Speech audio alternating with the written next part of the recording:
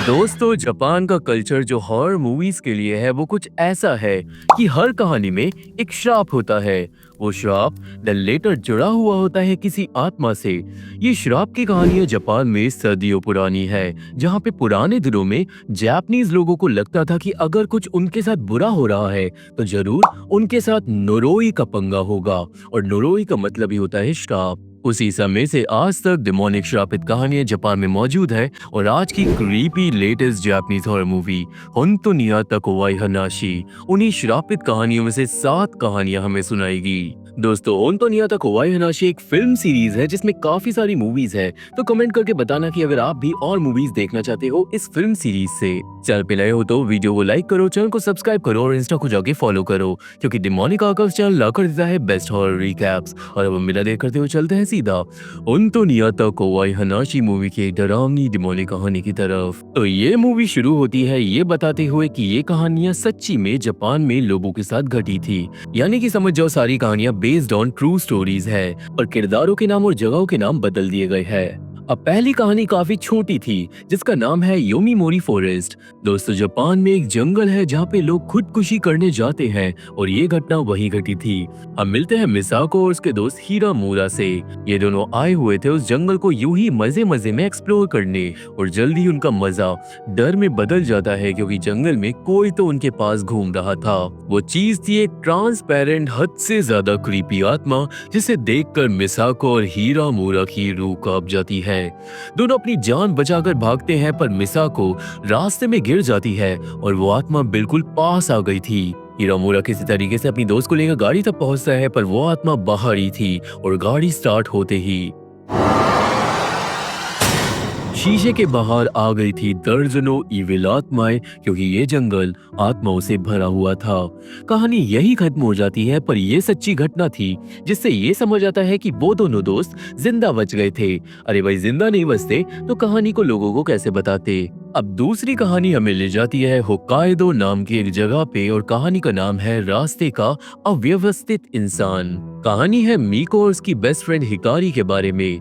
मीको को रिसेंटली अपना driving licence मिला था, तो वो हिकारी के साथ ड्राइव पे निकली थी देर रात को। 2 बज रहे थे और रास्ते में अचानक एक साइकिल पे आती है एक औरत जो कुछ ज्यादा ही अजीब थी। आखिर दोस्तों, रात के 2 बजे कौन सी औरत निकलती है साइकिल पे। मैं होता तो कब का गाड़ी भगा लेता, पर एनीवे वो औरत साइकिल रोक के हाथ हिलाकर गाड़ी रुकवाने लगती है।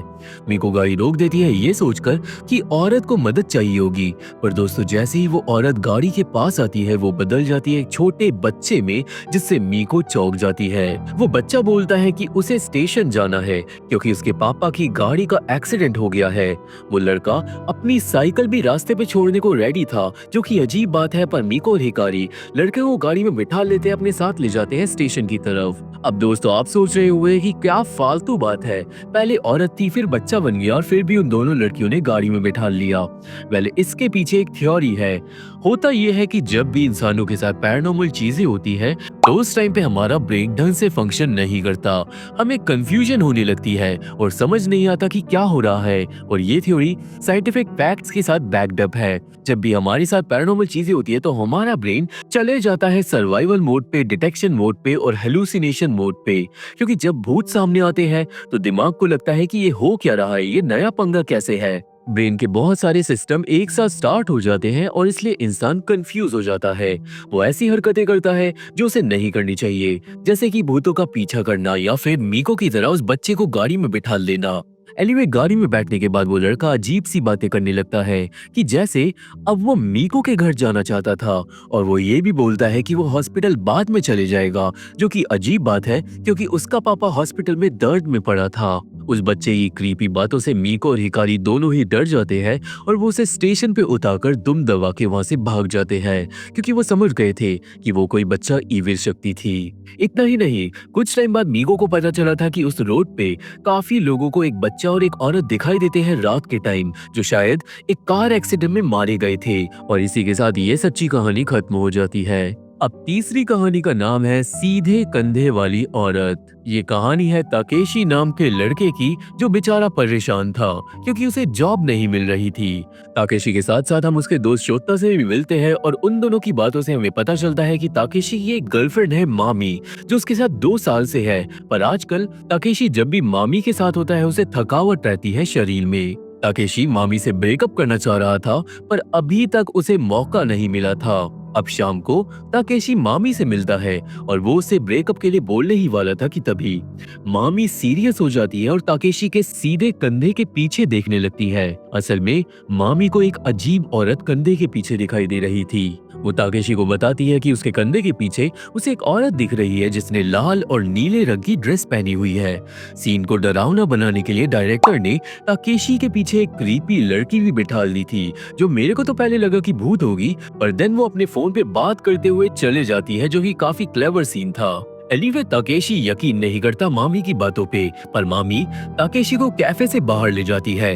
घर पहुंचने के बाद भी मामी को ताकेशी के कंधे के पीछे वो औरत दिख रही थी और इसलिए आज मामी ताकेशी के पूरे घर में प्रोटेक्शन चार्म लगा देती है और ये बोलकर जाती है कि वो अब औरत ताकेशी को परेशान नहीं करेगी। पर इस सब के चक्कर में ताकेशी बिल्कुल भूल जाता है कि उसे मामी से ब्रेकअप करना था। एनीवे दोस्तों, ताकेशी को भी काफी दिनों से अपने कंधे में दर्द फील हो रहा था, पर प्रोटेक्शन चार्म्स की वजह से उसके कंधे का दर्द चले जाता है।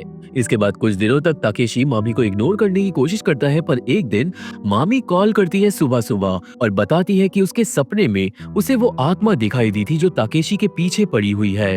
इतना ही नहीं, मामी के हिसाब से उसे उस आत्मा का सबूत भी मिल गया था जिसे वो दिखाना चाहती थी ताकेशी को। मामी ताकेशी को आज बुला लेती है और ताकेशी भी बेचारा चले जाता है ये सोचकर कि वो फाइनली ब्रेकअप कर लेगा। शाम को जब दोनों लोग मिलते हैं तो मामी आज ताकेशी को दिखाती है अपना एक सोशल मीडिया ब्लॉग अकाउंट जिसे सिर्फ उसके दोस्त देख सकते थे, पर एक अजीब अननोन अकाउंट था जिसने मामी के एक ब्लॉग को लाइक करा था, जो नामुमकिन है क्योंकि मामी का अकाउंट प्राइवेट था। उस अकाउंट को खोलने के बाद अंदर थी एक क्रीपी फोटो एक औरत की जिसने रेड और ब्लू कलर की ड्रेस पहनी हुई थी। अब दोस्तों, फोटो को देखकर ताकेशी भी चौंक जाता है और मामी बोलती है कि शायद उन्हें कुछ दिनों के लिए साथ रहना चाहिए ताकि वो आत्मा उन्हें परेशान न करे। पर दोस्तों, मामी की बातें काफी ऑब्सेसिव थी। ऐसा लग रहा था कि मामी मौके का फायदा उठाकर ताकेशी के साथ रहना चाहती है।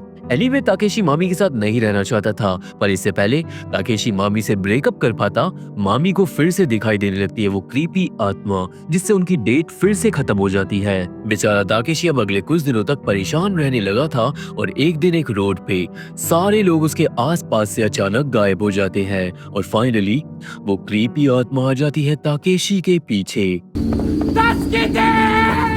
आत्मा अब ताकेशी की तरफ बढ़ती है और आत्मा से बचते हुए ताकेशी गिर जाता है और वो जाग जाता है। मतलब ये बस एक सपना था। हालांकि जागने के बाद भी वो हिल नहीं पाता क्योंकि दोस्तों उसके कंधे पे बैठी हुई थी वो आत्मा, जिससे डरकर ताकेशी फिर से जाग जाता है। मतलब ये भी बस एक सपना था। अब उस वक्त ताकेशी खुद को पाता है कॉलेज की एक क्लास में, पर उसके साथ कुछ अजीब तो हो ही रहा था। पीछे खिड़की के पास से उसे शोर सुनाई दे रहा था क्योंकि वो आत्मा ताकेशी के पास ही थी। देन अचानक खिड़की टूट जाती है और कांच से ताकेशी का हाथ कट जाता है। इतनी सारी डिमोनिक चीजें होने के बाद ताकेशी फाइनली मिलता है एक मीडियम से जिसका नाम है मिहारू। दोस्तों, मिहारू बहुत माहिर थी और वो देखते ही समझ जाती है पूरा डिमोनिक माजरा। मिहारू बोलती है कि हाँ, ताकेशी के साथ जुड़ी हुई है एक इविल आत्मा, पर वो आत्मा एक लिविंग स्पिरिट है। दोस्तों, मैं कई बार अपने चैनल पे जापानीज लिविंग स्पिरिट के बारे में बता चुका हूँ, पर शॉर्ट में बताऊँ तो लिविंग स्पिरिट यानी जिंदा आत्माएं नहीं होती, एक इमोशन होती है। जब कोई इंसान किसी चीज को बहुत गहराई के साथ फील करता है तो वो जन्म दे देता है एक लिविंग स्पिरिट को, यानी कि एक श्राप। अब ताकेशी के केस में ये बात थी कि ताकेशी को मामी से ब्रेकअप करना था, पर मामी इस बात को समझ गई थी कि वो उससे ब्रेकअप करना चाहता है और इसलिए वो इतना ज्यादा ऑब्सेसिव बिहेव कर रही थी। जब कहानी की शुरुआत में ताकेशी मामी से ब्रेकअप करने ही वाला था तो मामी बेचारी इतना डर गई कि उसने अपने डर से जन्म दे दिया एक लिविंग स्पिरिट को, जो वही आत्मा है जो हमें कहानी में दिखाई दे रही है। और शायद मामी इस बात को खुद नहीं जानती। मतलब वो आत्मा मामी का एक इमोशन है जो ताकेशी से जुड़ा हुआ है। मिहारू बताती है कि ताकेशी को अब मामी से ब्रेकअप करना ही होगा और यही रास्ता था उस लिविंग स्पिरिट से छुटकारा पाने का। देन उस दिन ताकेशी ये सारी बातें मामी को जाके बताता है पर मामी बस हंस देती है क्योंकि वो नहीं चाहती थी कि ब्रेकअप होए। पर ताकेशी समझाता है कि जब भी वो आत्मा उसे परेशान करती है तो उस टाइम पे मामी उसके साथ होती है। इवन दोस्तों मामी उस क्लास में भी मौजूद थी जब खिड़की टूटी थी। कहने का मतलब मामी ऑलरेडी सब कुछ जानती थी पर वो नाटक कर रही थी अनजान बनने का। देन एंड में मामी चाहे कुछ भी बोल रही थी ताकेशी उसकी नहीं सुनता। वो बस मामी से ब्रेकअप कर फाइनली चले जाता है और उस दिन के बाद से उस आत्मा ने ताकेशी को नहीं सताया था। देन कुछ दिन बाद मामी का मैसेज आया था ताकेशी को जिसमें मामी ये बोल रही थी कि ताकेशी सही था और वो आत्मा शायद मामी से ही रिलेटेड थी क्योंकि मामी को अपने पुराने सामान में मिली थी एक ड्रेस जो वो आत्मा पहनती थी। अब चौथी कहानी हमें ले जाती है यामानाशी प्रीफेक्चर की एक जगह पे और कहानी का नाम है रास्ते का चेहरा। ये कहानी है तकागी नाम के लड़के की जो अपनी गर्लफ्रेंड मियोको के साथ नदी पे जा रहा था फिशिंग के लिए और रास्ते में जब वो दोनों गुजरते हैं एक फोन बूथ के पास से तो तकागी को दिखाई देती है एक औरत फोन बूथ के अंदर जो अगले पल गायब हो जाती है। तकागी चौंक जाता है और मियोको गाड़ी साइड में लगाकर सो जाती है क्योंकि वो रात को सोई नहीं थी। वो थोड़ा नैप लेना चाहती थी इवन व्हेन तकागी उसे मना कर रहा था। अब यहाँ पे उन दोनों के साथ कुछ अजीब चीजें होने लगती है जैसे मियोको अचानक जाग कर बताती है कि उसे सपने में एक औरत दिखी। वो देन फिर से सो जाती है और तकागी बिना मतलब के अपनी फिशिंग रॉड को साफ करने लगता है। मतलब दोस्तों उन दोनों को कंफ्यूजन हो रही थी पैरानॉर्मल चीजों की वजह से। तकागी के फोन में सिग्नल भी नहीं आ रहे थे और अब अपने दोस्त को फोन करने के लिए वो जाता है फोन बूथ पे। वो फोन बूथ पैसे डालने के बाद भी नहीं चलता और वहां से निकलते ही तकागी को वही औरत दिखाई देती है एक पास के घर के अंदर जहाँ पे अब वो जाता है चेक करने के लिए। वो घर अंदर से पूरा अबैंडन था पर ऊपर के फ्लोर से आवाजें आ रही थी और जब तकागी ऊपर जाने ही वाला था तभी एक हद से ज्यादा क्रीपी आत्मा ऊपर से नीचे आती है जिसने सफेद पोशाक पहनी थी और वो अजीब आवाजें निकाल रही थी। पर दोस्तों सबसे क्रीपी जब था जब तकागी देखता है कि वो औरत हद से ज्यादा लंबी है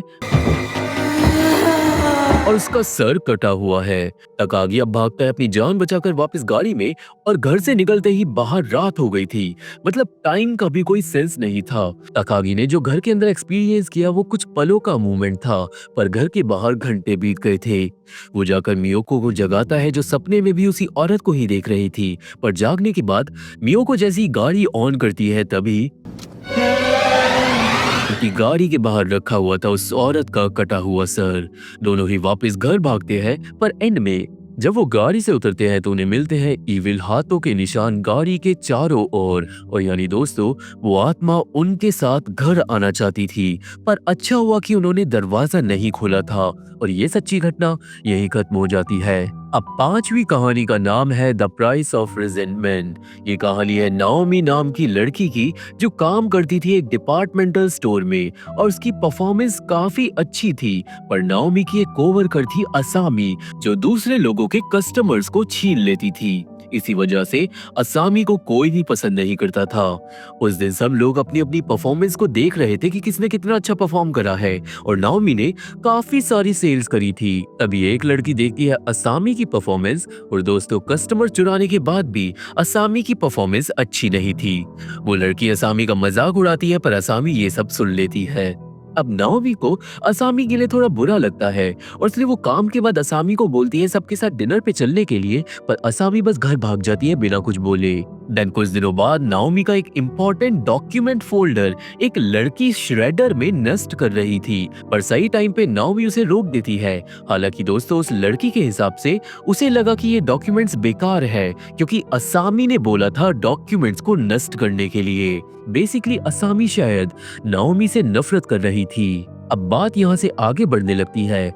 असामी नाओमी के लॉकर में लिख देती है उल्टी सीधी बातें। वो नाओमी के जूतों को भी कूड़े में फेंक देती है और जब नाओमी असामी से एक दिन पूछती है इस बारे में तो असामी बस क्रीपी तरीके से हंसकर चले जाती है। मतलब इस लड़की में कुछ तो डिमोनिक था। देन कुछ दिनों बाद असामी सबके लिए लाती है गिफ्ट्स और वो बोलती है कि उसने ये तोहफे अब्रॉड से खरीदे हैं। और दोस्तों असामी नाओमी के लिए सबसे स्पेशल और महंगा गिफ्ट लाई थी जो था एक पर्स। पर ऑब्वियसली नाओमी वो नहीं लेना चाहती थी। हालांकि सबके सामने वो मना नहीं कर पाती। घर पे नाओमी सोचती है पर्स वापस करने की नेक्स्ट दिन, और इसलिए वो उस पर्स को फेंकती भी नहीं। पर दोस्तों मैं होता तो उस पर्स को मैं कभी घर लेकर आता ही नहीं। सीधी सी बात थी, असामी जलन के मारे कुछ तो डिमोनिक कर रही है। देन सोने के बाद नाओमी की आंख अचानक खुलती है और उसे दिखाई देती है एक आत्मा जो उस पर्स को घूर रही थी। यहाँ पे अब मैं आपको 5 सेकंड देता हूँ जल्दी कमेंट में गेस करने के लिए ये आत्मा क्या चीज है।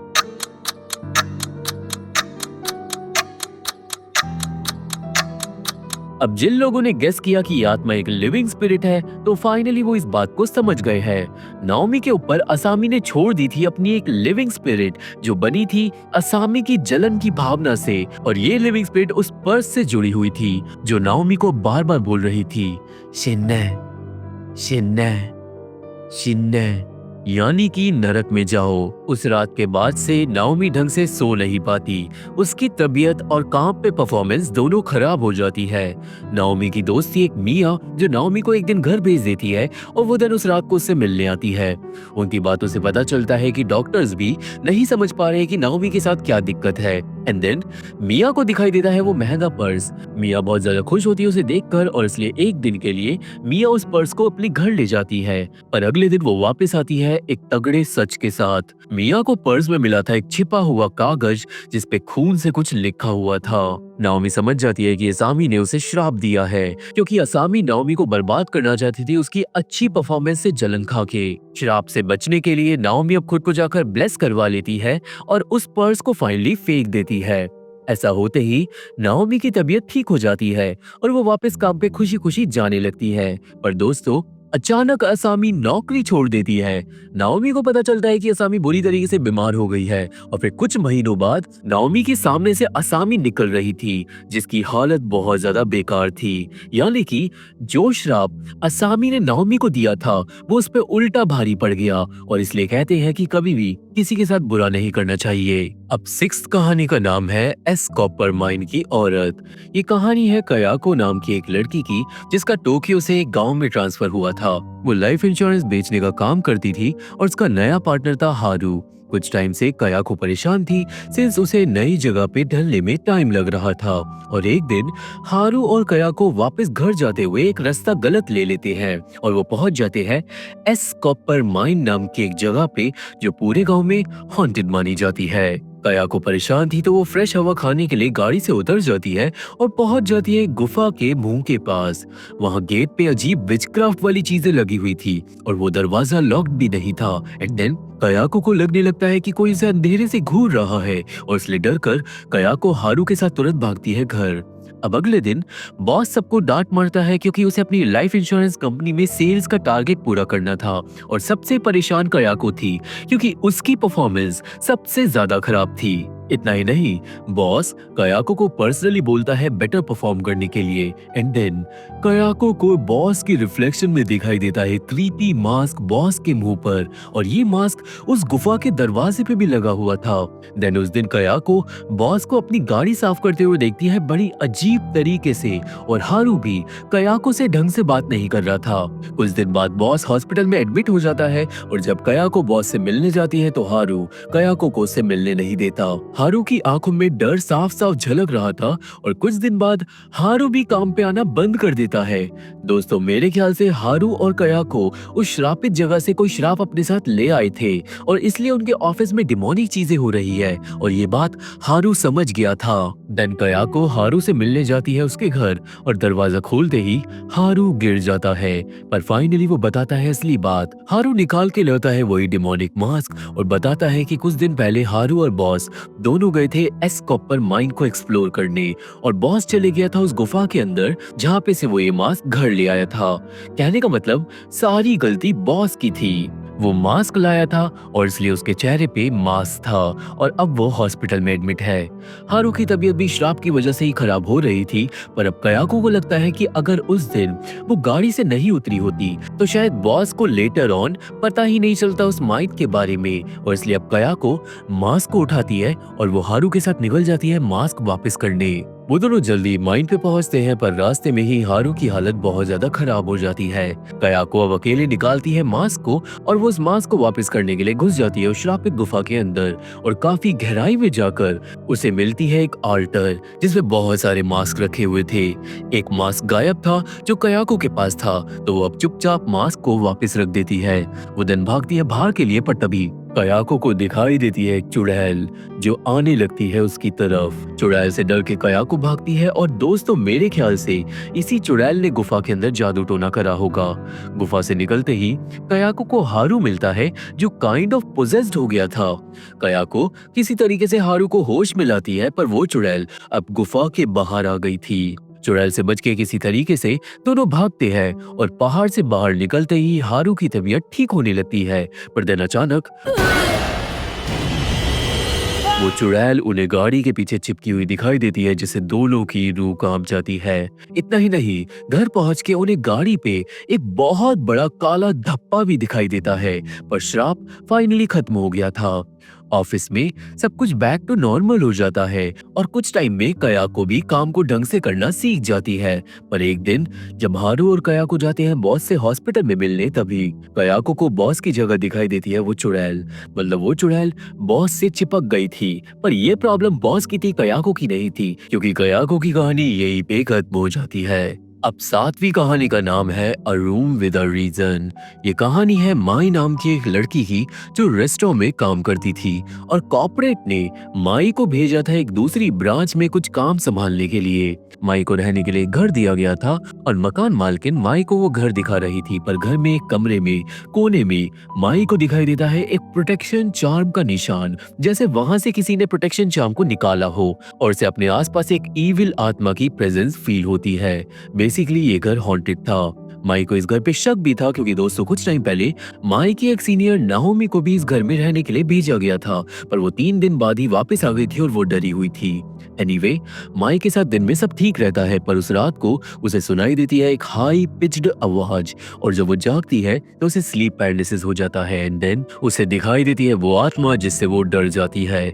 आत्मा अगले ही पल गायब भी हो गई थी, पर माई को उसका एहसास बार बार होता है। देन अगले दिन माई ट्राई करती है मकान मालिकिन से इस बारे में बात करने की, पर वो ज्यादा बात नहीं कर पाती। एंड देन दूसरी रात को वो आत्मा निकलती है माई के कमरे के सामने से।